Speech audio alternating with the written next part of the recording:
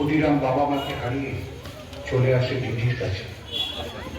জামাইবাবু ভর্তি করে দেন মেদিনীপুরের তমলুকের হ্যামিল্টন হাই স্কুলে। কিশোর ক্ষুদির সামনে নতুন পথের দিশা।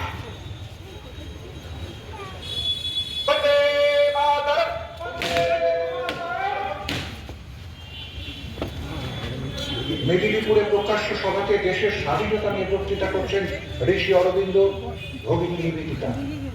আগুন জ্বলে ওঠে ক্ষুদিরামের বুকের ভেতর। প্রকাশ্য সভাতে সে চেঁচিয়ে ওঠে। ক্ষুদিরাম মাত্র 15 বছর বয়সে যোগ দেয় বিপ্লবী সংস্থা অনুশীলন সমিতি, ব্রিটিশ শাসন বিরোধী পুস্তিকা।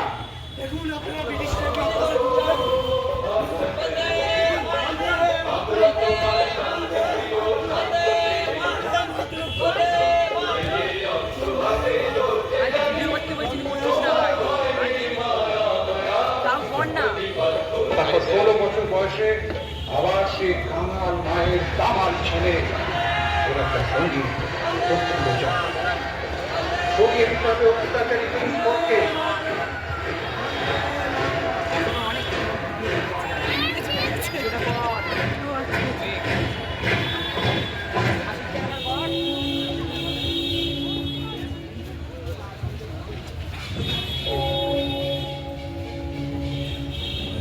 সেই রাত কেনেডি নামে এক ব্রিটিশ ব্যারিস্টারের মেয়ের সঙ্গে কিংসফোর্ড ও তার বউ তাস খেলছে। রাত 8:30। ক্ষুদিরাম ও প্রফুল্ল পৌঁছে যায় চুপি চুপি। তাস খেলে বাড়ি ফিরছে কিংসফোর্ড।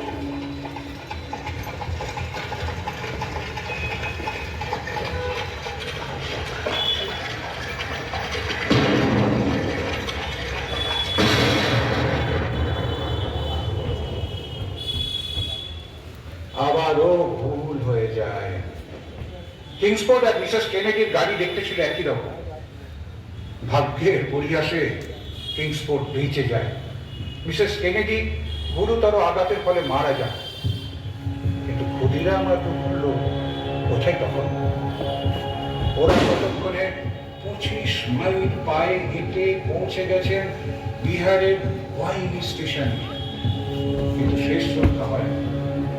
খুব জল তেষ্টা পেয়েছিল আমাদের ক্ষুদিরাম। এক গ্লাস জল খেতে চেয়ে নজরে পড়ে যায় সে। গ্রেপ্তার হয় অগ্নিপুত্র। তুমি কি বুঝতে পারছো তোমাকে কি শাস্তি দেওয়া হচ্ছে?